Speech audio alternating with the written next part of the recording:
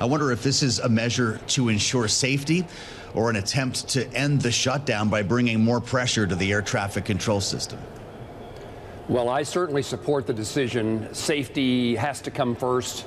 We know from the experience we had in January the 29th, of a flight from Wichita, Kansas to DCA here in the nation's capital, and the consequences of anything going wrong involving air traffic control and other safety features. We need to make certain that we don't take the risk, unnecessary risk. This shutdown is going to have lots of consequences, and this is one that's really highlighting that there are functions of government that are important. And it's also a message, as you say, that the shutdown is causing damage. And I hope that when this program is over, I can walk away and we'll learn that as the Democrats are meeting over their lunch today and discussing what next steps to take, that between the Republicans and Democrats, this shutdown can come to an end as quickly as possible. But in the meantime, a lot of damage is being done to the ease of travel and lots of other factors for the American people. A difficult thing, but I'm certainly on the side of take as few risks, take no risk at all. Yeah. I do want to take a beat and just... You pointed out, Tyler, you pointed out about the importance of what happens next. And we've been trying to increase the number of air traffic control training opportunities. We've been trying to add to the workforce supply of air traffic control. And this shutdown is even for the air traffic controllers that are at work, it's a terrible circumstance. It's already a hugely stressful job. And then if you're a person who's thinking about, well, maybe I want to have a career as an air traffic controller, look at what the circumstances is for that job today, and you might decide this is not how you want to spend your life. The uncertainty of a paycheck and the difficulty and stress. We're trying to train more air traffic controllers. There's just not enough capacity. Right. I'm glad you brought that up, Senator, because we do like to talk about longer-term impacts, particularly related to the workforce. But since you did bring up the shutdown, this all has to do with the shutdown. You're sounding perhaps cautiously optimistic. I'm wondering what the prospects are that we could see the government reopen this week. Are we looking at a deal next week? What's the timeline that you're putting on this? Well, I'm always an optimist. I was so optimistic, in fact, I assumed that this shutdown would be a day or two over a weekend. And I was 30-plus days wrong with that optimism. And it doesn't seem to me at the moment. I've been talking to my colleagues in the hallways and conversations by phone, and like what's the latest, what's going on. I've been part of the conversations with Democrat senators to try to bring us together. There's a belief that there's enough Democratic senators who want to bring the shutdown to an end that a deal could be struck. But I think they are being certainly pressured by their colleagues that don't want this to end without what they would call a Democratic victory, that there's a lot of uncertainty as to whether that deal will come together. I'm hoping, there was some expectation it would be this weekend, and the Senate is planning on being in session in case that's the outcome. But I think all eyes and ears are on the Democratic caucus about what their next steps might be.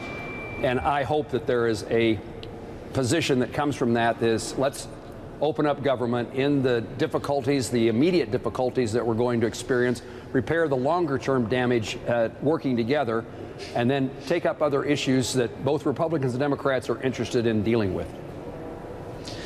Senator, I just want to warn everyone here that the president is getting back to it in the Oval Office, and we'll rejoin that event over GLP-1 drug prices shortly here. We spoke earlier this hour, Senator, with a Democratic member of the House, Haley Stevens, who of course is running to be a member of your chamber. We heard a strikingly different tone, or at least approach, when we asked her about this idea of opening the government based on the promise of a vote on extending Obamacare subsidies, as opposed to opening the government with a deal to extend Obamacare subsidies. Are your Democratic colleagues starting to move on that line? I think there is still a sufficient number of Democratic colleagues who are interested in working together. There's enough level of trust between the Republican senators and the Democratic senators who are talking about a deal that they would put some faith and a commitment to deal with issues into the future.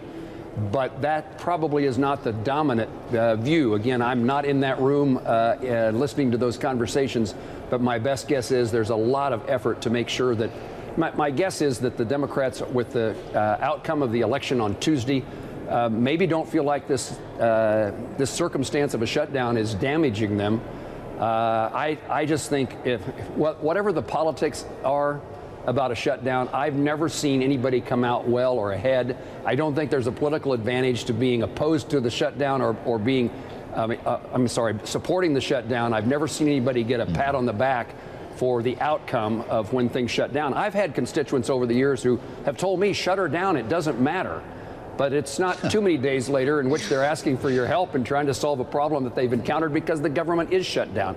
So just good government says, put this place to work, solve the problems that the shutdown has created, and let's find a method by which we can trust each other and work together to solve other problems that we each bring to the United States Senate and to Congress on behalf of our constituents and the American people.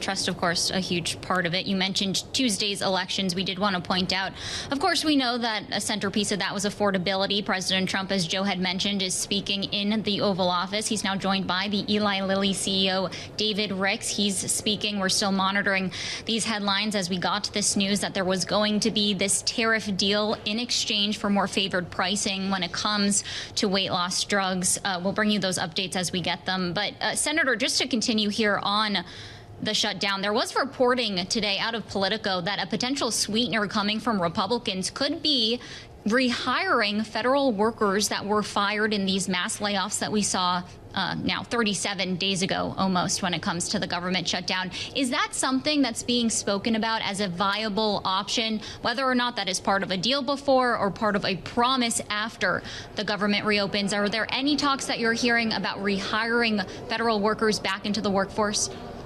Well, I too saw that article. It has not been any part of any conversations that I've had or been involved in with Republican and Democratic senators who are trying to put this package together. But I can certainly see that being something that the leadership of the Senate would offer, would suggest, would want to be a talking point. Again, we know the circumstances we face. We need a federal workforce in place to do their jobs, and we need the help of all federal employees as we try to recover. And again, this is the federal workforce is important, and what a damning circumstance it is if you're not getting paid. And I think about that with my own staff and young people who are here trying to have a government experience in government and politics, and they're seeing us in a position in which the shutdown is doing real damage, and they experience themselves personally. So open up government. Let's work together to solve the country's problems. And in the meantime, let's get air traffic control in the place it needs to be. I mean, major reforms are underway trying to improve the air traffic control system and bring aviation safety to a higher plane. New technologies. And our subcommittee is examining those things.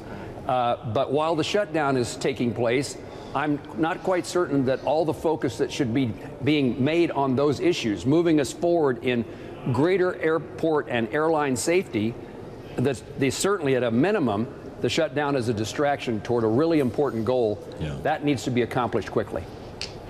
Well, we appreciate the conversation, Senator. We've only got about a minute left. Are you going to be able to fly out tonight? What's your own transit challenge in this shutdown? Well, I mean, there's a point that many members of Congress, I'm one of them, who I never moved to Washington, D.C. I'm on an airplane utilizing the skies every week. And I don't mean to make any of this like personal. There's lots of other people in more difficult circumstances than me. We want everybody to have the opportunity to keep those reservations. One of the airlines we talked to, one of the major airlines, told us this is 100,000 passengers who have reservations that will be affected by this 10% reduction in flights. And certainly DCA, where many of us fly, is probably at the forefront of that